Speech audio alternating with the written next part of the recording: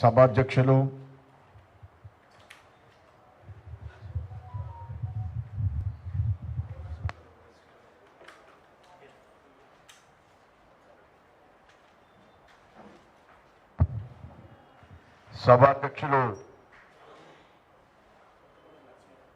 శ్రీ నరసింహారావు గారు,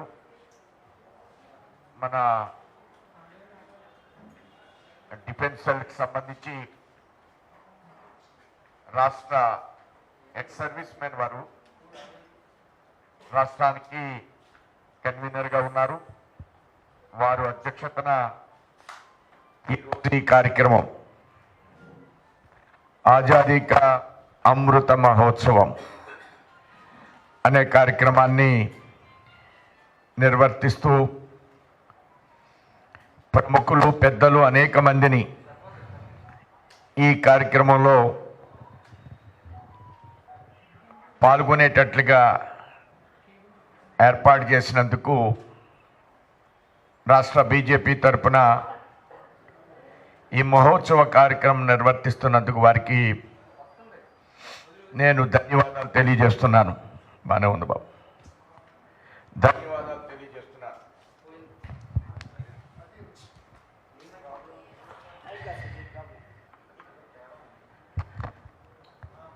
అలానే వేదిక మీద ఉన్నటువంటి మన రాష్ట్ర సంఘటన మంత్రివర్యులు శ్రీ మధుకర్జీ,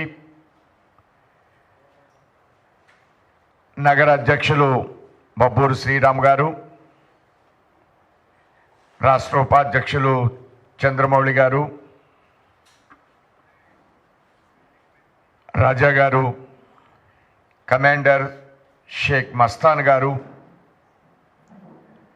అలానే ఇండియన్ ఎయిర్ ఫోర్స్ సూపరింటెండెంట్ గారు కేఆర్ శేషాద్రిరావు గారు, విజ్ఞాన భారతి స్కూల్ డైరెక్టర్ గారు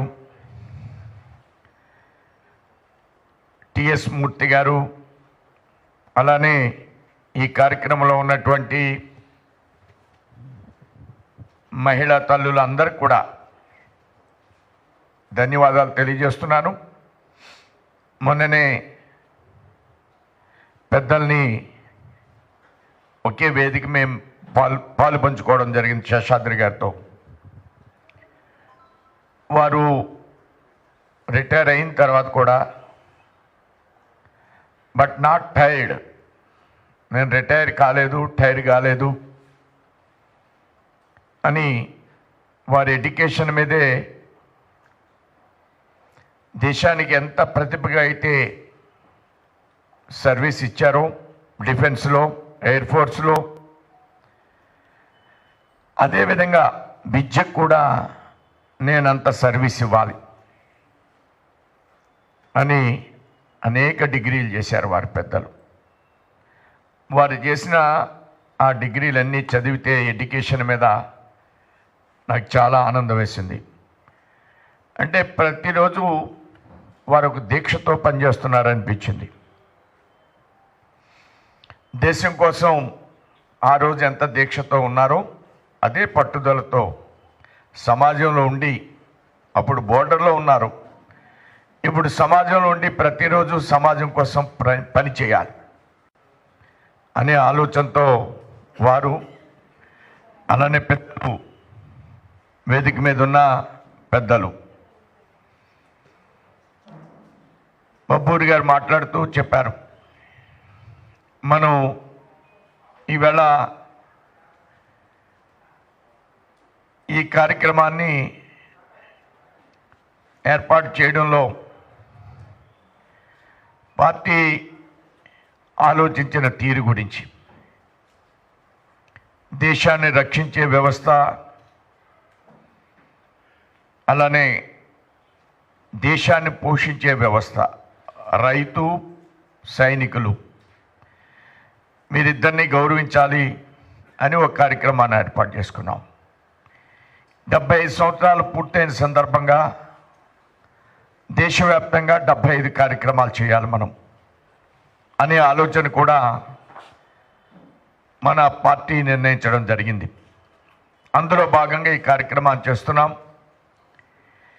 ఈ కార్యక్రమాన్ని అన్ని చోట్ల నిర్వర్తించాలి రాష్ట్ర వ్యాప్తంగా. దానికి కూడా ఒక కమిటీని వేయాలి. కొంతమంది ఉత్సాహంతో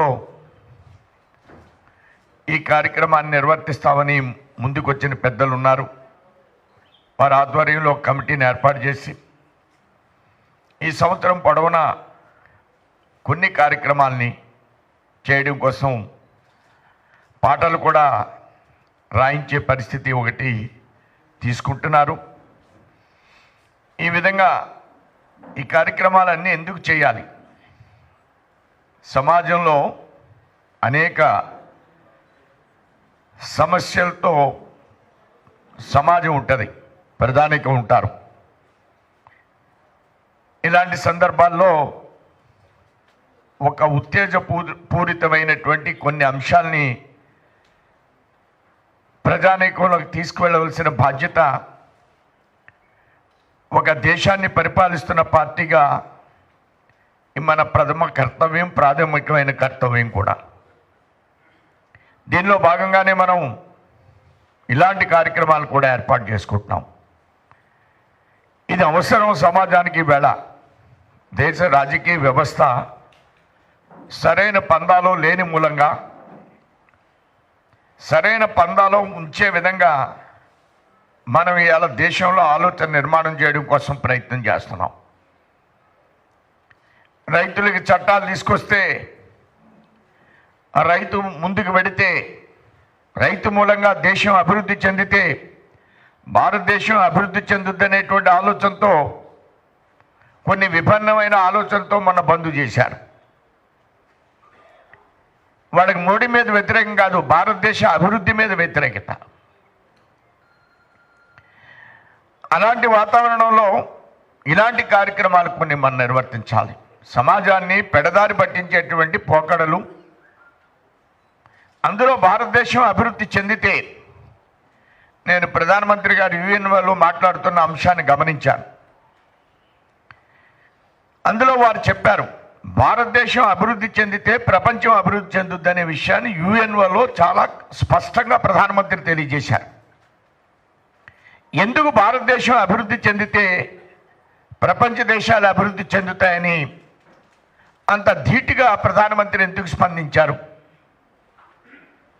మన దేశంలో అతి తక్కువకి వ్యాక్సిన్ తయారు చేస్తున్నాం. మన దేశంలో పరాయి దేశాలైన వాళ్ళు వచ్చి వ్యాక్సిన్ తయారు చేయొచ్చు. ఇక్కడ మన దేశంలో రాబోయేటువంటి రోజులు 12 ఏళ్ళ పిల్లలకు కూడా వ్యాక్సిన్ని ఇస్తాం. అలాంటి వ్యాక్సిన్ కూడా తయారు చేస్తున్నాం. ఇవన్నీ భారతదేశానికి కాదు, ప్రపంచ దేశాలకి. మేము తయారు చేస్తే ప్రపంచం అభివృద్ధి చెందుద్ది అనే విషయాన్ని వారు స్పష్టం చేశారు. ఆ దృష్ట్యా ప్రపంచ దేశ అభివృద్ధిలో భారతదేశం కూడా ఒక పాత్ర పోషించాలి. ఇలాంటి ఆలోచనతో మనం ముందుకు వెళ్ళాలి. వెడుతున్నామని చెప్పడం కాదు, ఇది మన కర్తవ్యం. ప్రభుత్వంగా మోడీ గారి కర్తవ్యం. ఆ విధానాన్ని, ఆ ఆలోచనని పుణుకుపుచ్చుకున్నటువంటి వ్యవస్థ భారతీయ జనతా పార్టీ. దాన్ని విభేదించవచ్చు, దాన్ని విభేదిస్తారు కూడా. ఇలాంటి రాజకీయాలు జరుగుతున్నప్పుడు ఇలాంటి మంచి కార్యక్రమాలను ఏర్పాటు చేయాలి. మనం ఇలాంటి మంచి ఆలోచన రేకెత్తించేటువంటి అంశాలను ప్రస్తావించాలి సమాజంలో. దాన్ని మనం బాధ్యతగా స్వీకరించాం. ఈ అమృతోత్సవాల్ని 75 వారాలు స్వీకరించాలి. ఏ రాజకీయ పార్టీ వేళ ఈ విషయాలు మాట్లాడుతున్నారు, మాట్లాడవలసిన అవసరం వాళ్ళకి లేదు. కానీ historical necessity of the country, అది భారతీయ జనతా పార్టీ హిస్టారికల్ నెసెసిటీగా భావిస్తూ ఈ కార్యక్రమాలు నిర్వర్తిస్తున్నాం అనేటువంటి అంశాన్ని అందరితో పంచుకుంటూ నేను సెలవు తీసుకుంటున్నాను. జై హింద్, జై భారత్. ఇప్పుడు కెప్టెన్ టిఎస్ మూర్తి గారు దయచేసి.